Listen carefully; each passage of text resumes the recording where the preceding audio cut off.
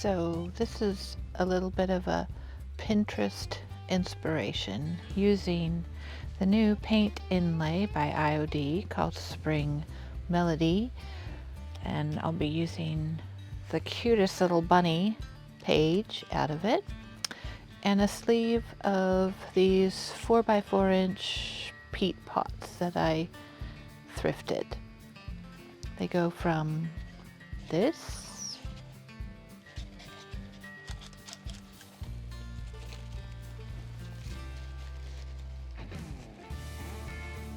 to this.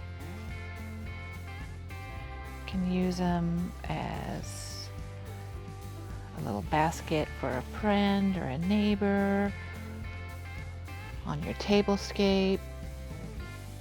So many cute ideas for them. Right, so we just go from this to one coat of DIY, white swan, and then I add a coat of clear matte sealer to stop it from just absorbing into the pot.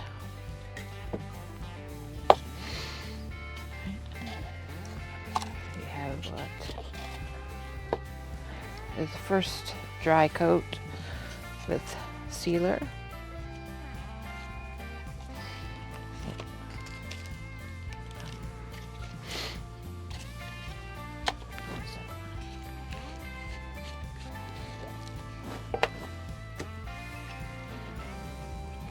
Is wet my brush a little bit,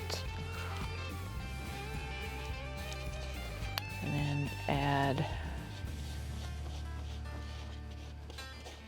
a full second coat.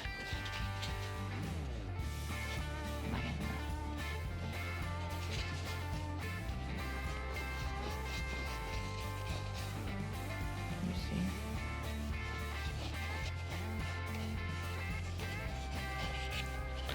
And then just let that set aside to dry. And then this one has 2 full coats dried. And then this is where you'll go back and add your paint inlay.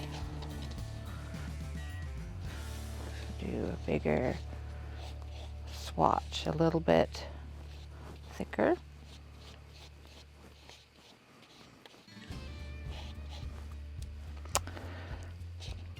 And this is where I've already pulled out a piece of the inlay, and I like to tear it out so I get more of a feathered edge. I'm going to take my mister and spray my inlay and a little spray on my paint. And then we'll just kind of slide. Pat it down in. You don't want it really wet.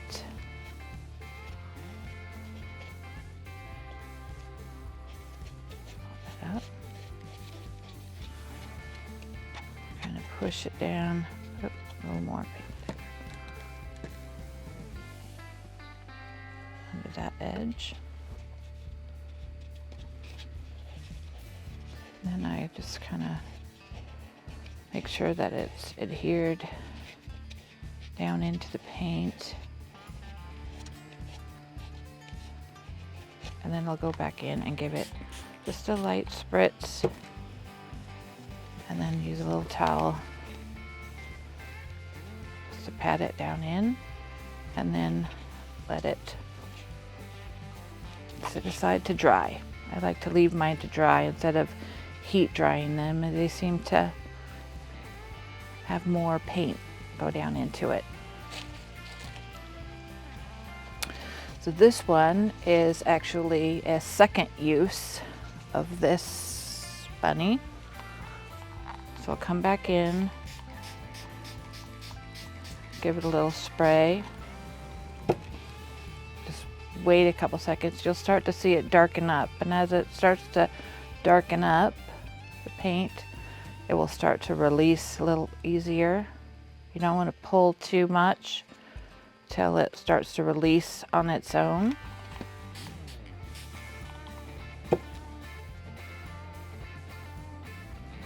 You see, this one will be lighter because it's a second use. You see if it gives a little resistance, you just need to wait a little bit. Now it will start to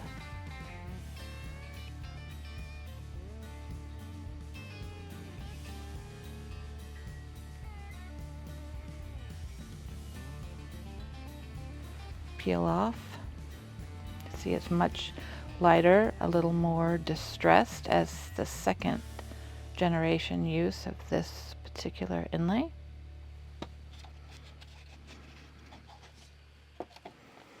And then I just set them aside so I can use them again. Let them completely dry. All right, this is the one we just started. It's been about 20 minutes to dry up. So we'll give it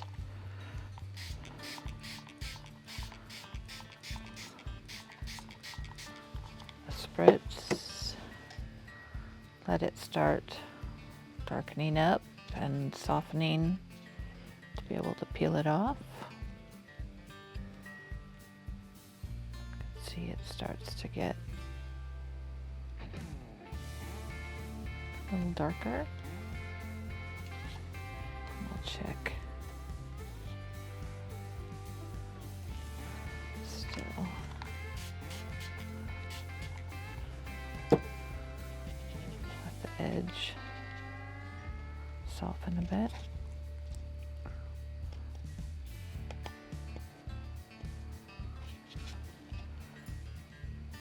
Sometimes with a feathered edge it makes it a little harder to grab to pull up. Now you can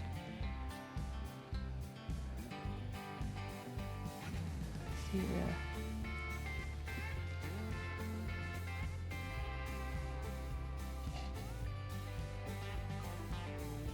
we go. See, it starts to come to life. Now remember, you can set this inlay aside to let dry and use it again for a second generation, but came out pretty crisp. Now we'll just need to give them a couple minutes to dry off, and then I'll add a spray sealer over the top so he doesn't smear, and I can move on to the next step. So once your little pot is dry and had been sealed and dried, it's time to make the handle. I always wait to punch my holes till after I know where the center is, right? And so this is a 6-inch heavy doll needle. I like to use that, kind of figure out where my center is, where my center line will be, right? And then I'll come down, I kind of mark where I'm going to go in with my thumb, and I'm just gonna, right, just kind of push through, and you'll see you can come kind of eyeball again where you want it to go across to the center. Check if you like that placement. You can kind of feel as it kind of pokes against the back of your thumb, right? I kind of want it there, so I'll just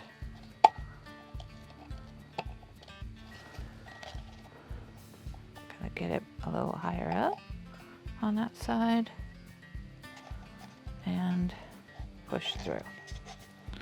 Now,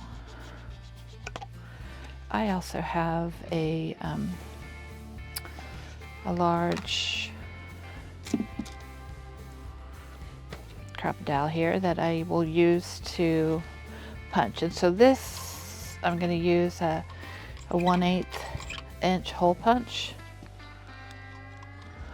So I just kind of line it up and give it a bigger hole. But if you just want to use your doll needle, you can kind of wiggle around to make the hole a little bigger for your wire to go through. Like this one, you can just take this, use the eye end, push it in, just kind of rotate it around a little bit, make your hole a little wider.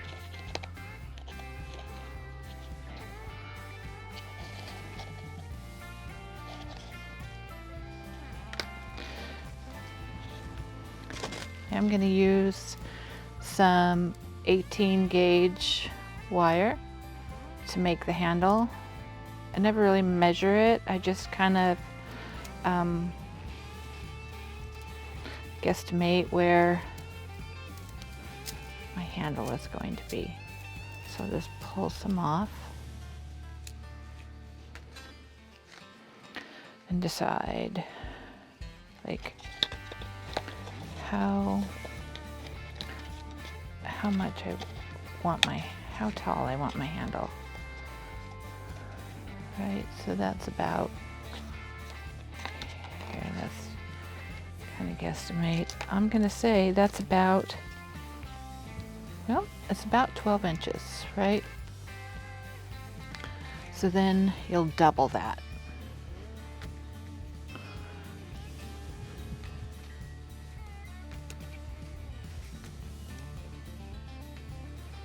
And I need to move this down here so we can, right?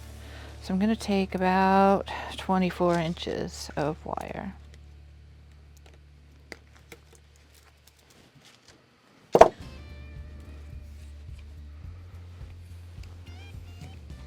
Kind of smooth it out a little bit.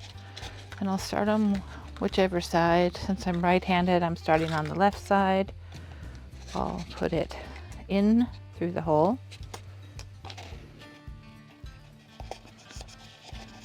Right, come through about, I don't know, 1.5 to 2 inches.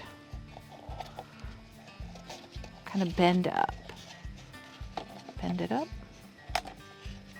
but not too tight, because you don't want to rip through this chipboard, right? So then I'll pinch the wire in place, and then just lightly twist this wire around.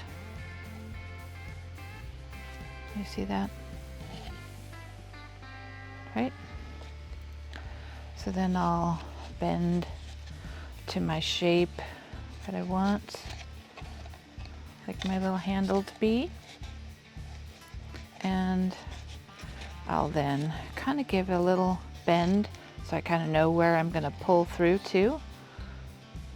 Pull your wire back up to the inside. Get to that point that you've kind of bent. And then do the same thing. Just kind of crease or pinch together. And then just start gently wrapping the wire. Now, what would be really cute is if I still had some rusty wire, but since I used that up for another project, we're using this. That's why I decided that I would wrap the handle with some jute twine. See how it's just kind of wrapped around? Then I just used some jute and wrapped it around the handle.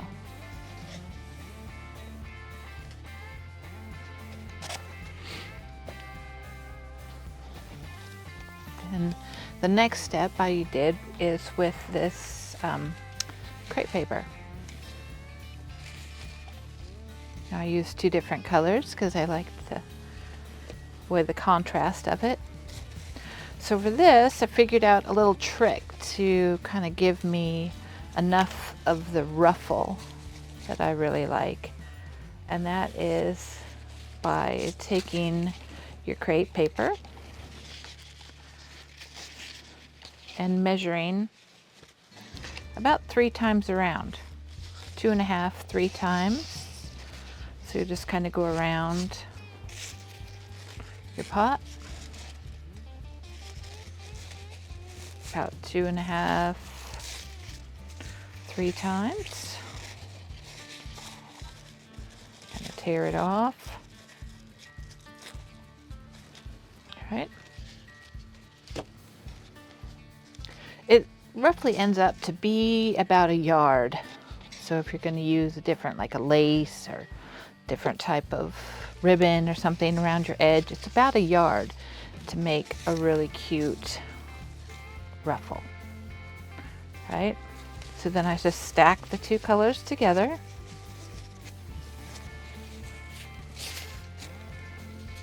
Like this, and then I'll just hand sew a little gathering stitch.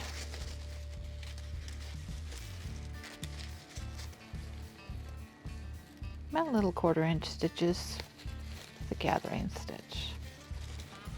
And then you'll just take, I like to start on the inside, like at the handle. I just use a little hot glue. And there's this little ridge here. I just put my hot glue right along this ridge and just went around and glued it in. All the way around. Once you have that done, it's really easy to just take and kind of separate them apart. Just give them a little dimension by separating them.